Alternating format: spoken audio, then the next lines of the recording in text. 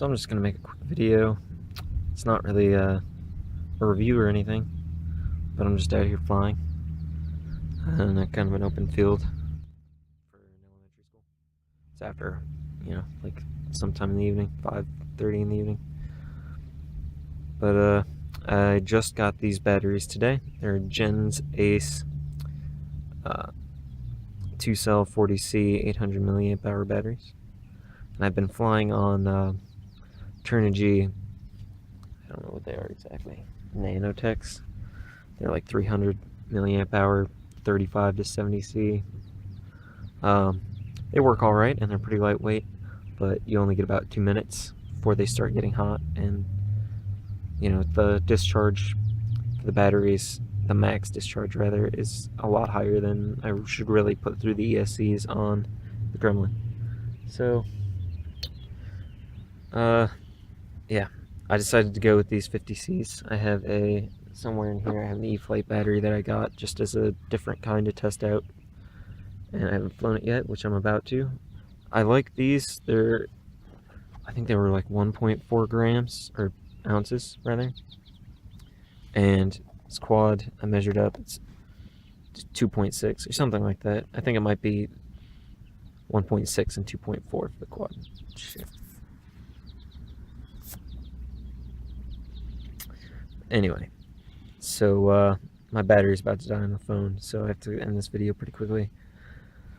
But it ended up being 4 ounces in total for the entire thing, these two together, and that I thought was kind of impressive. The propellers seem to have no problem lifting it, the motors and everything. So I think I'm going to fly this last battery and get out of here. Call it a day for flying. It's been a good day.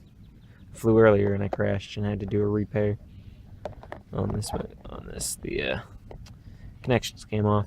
It's my own fault. I bought some 3M solder and it was a bad idea. Don't buy 3M solder from Walmart. It doesn't really work well at all for this kind of application. So I just use like a 60-40 lead tin solder. Alright, well that's it for now. I'm gonna work on getting some sort of FPV recording set up so I can record more freestyle stuff for this. See ya. Alright, so I'm back home after flying, and I'll just talk more in depth about what I was doing with these batteries. So this is the E-flite 2S 400 milliamp 30C. I figured this would be alright to try out as a lighter battery, and maybe one that would be more better for the balance of the quad, because you can see the difference in length. It's quite a bit. So there's some things in general that I noticed about the flights. This obviously, it wasn't much longer than the batteries that I was using before, and since it was only 30C, rated for 30C, I don't know what the maximum discharge is. It just didn't feel like it has much oomph, even as much as this, and this is an awfully small battery for flying a quad. But, these kept getting hot when I stopped flying.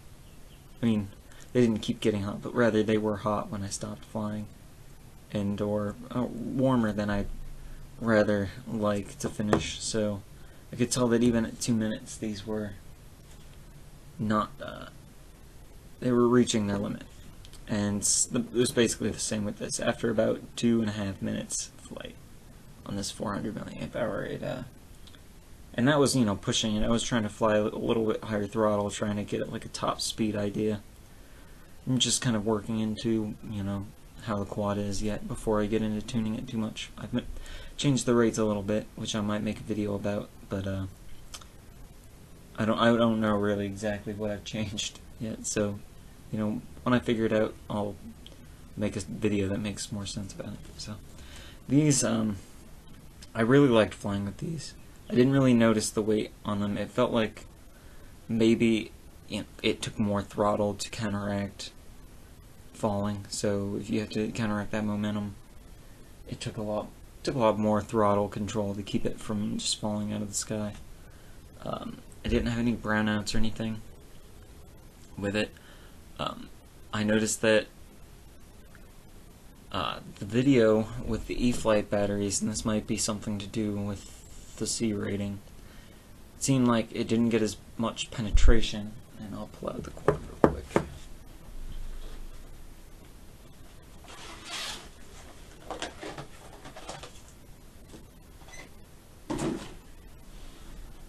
So I had this Yashin 200 milliwatt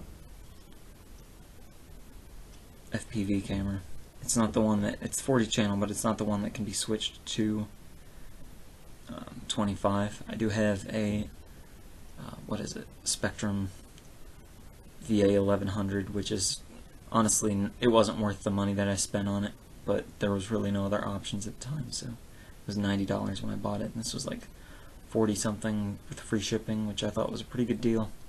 And the video looks pretty good, and with these batteries I really had no problems, you know, going out 300 meters, going, you know, above the tree line, and going behind trees and circling around them and going underneath stuff.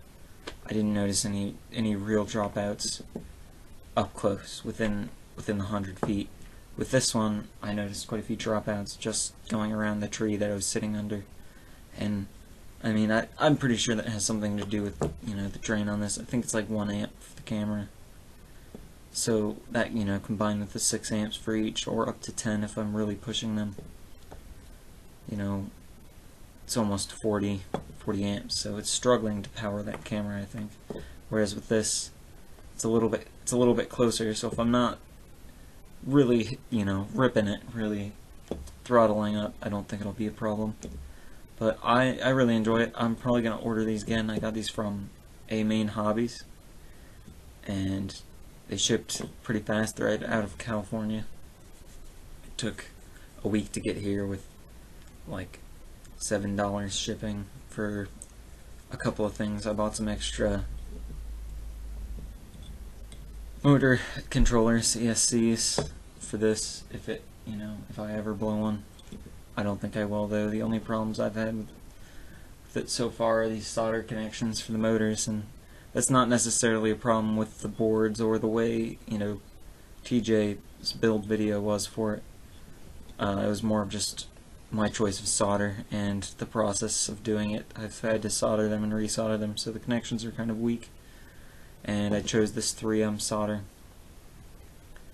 that it just it doesn't really want to reheat. And the first time I put it on one of the, well, the first thing I did was try to tin the pads for the power connector, and I noticed as soon as I went to solder on the wire that it wasn't liquefying again. I couldn't get it to melt down, so I did my best. I held it on there for a while. It still wasn't really going. I finally was able to, but you know, it shouldn't take a minute to liquefy that solder. And if, you know, if you got a cross, you know, a short or something like that, you know, it would be a pain in the ass to have to fix that. Pardon my French. So that's all I really have to talk about. I suggest, if you want to get into building quads and FPV, and you don't want to invest a lot of money, but you want to learn the DIY side of things, these are an amazing buy. You could go with the Baby Hawk, but I think that if you want something that looks kind of cool, I mean, it does look like a little race quad, and it's quiet and easy to fly. So if you want one, I would suggest going to flight test and picking one up whenever they come in stock, because it's a lot of fun. I'm going to be spending many hours flying this summer.